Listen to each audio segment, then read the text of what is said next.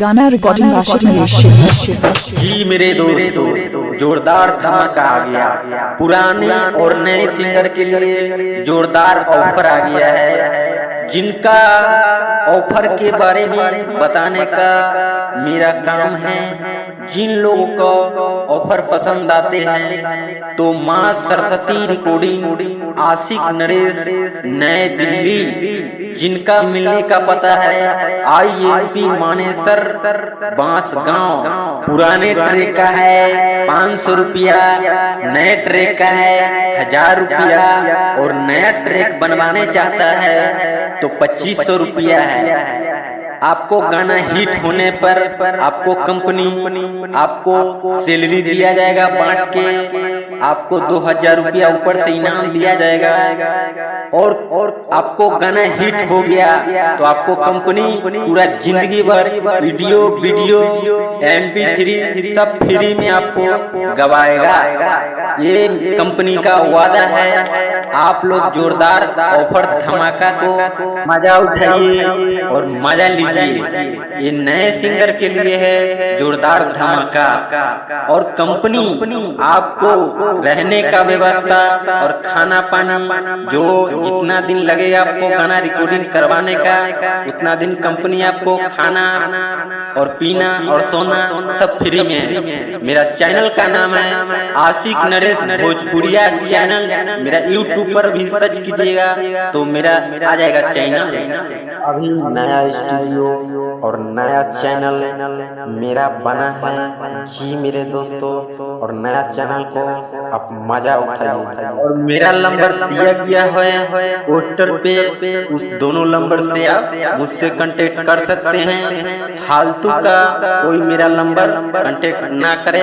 जिसको काम है वही मेरे पास कॉल करे, फालतू का आदमी कॉल ना करे। का चैनल का नाम है आशिक नरेश भोजपुरिया चैनल।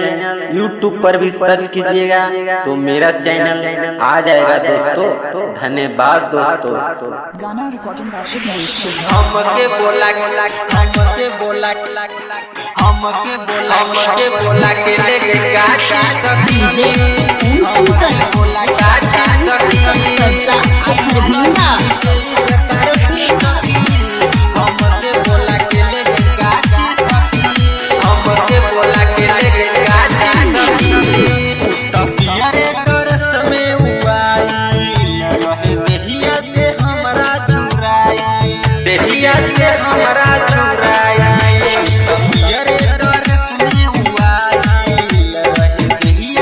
हमारा चुराया हमके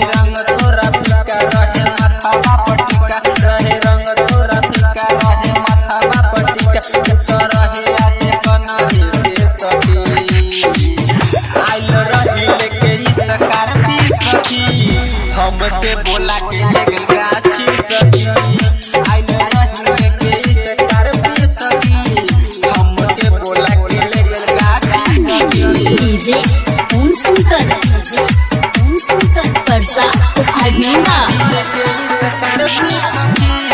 हमके बोला के लेके गाची सखी। हमके बोला के लेके गाची सखी।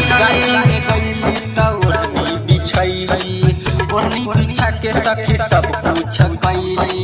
लगले मुअना कोरा में धके उठवा के लगले सखी हमके चूसी। उठवा के लगले सखी हमके चूसी।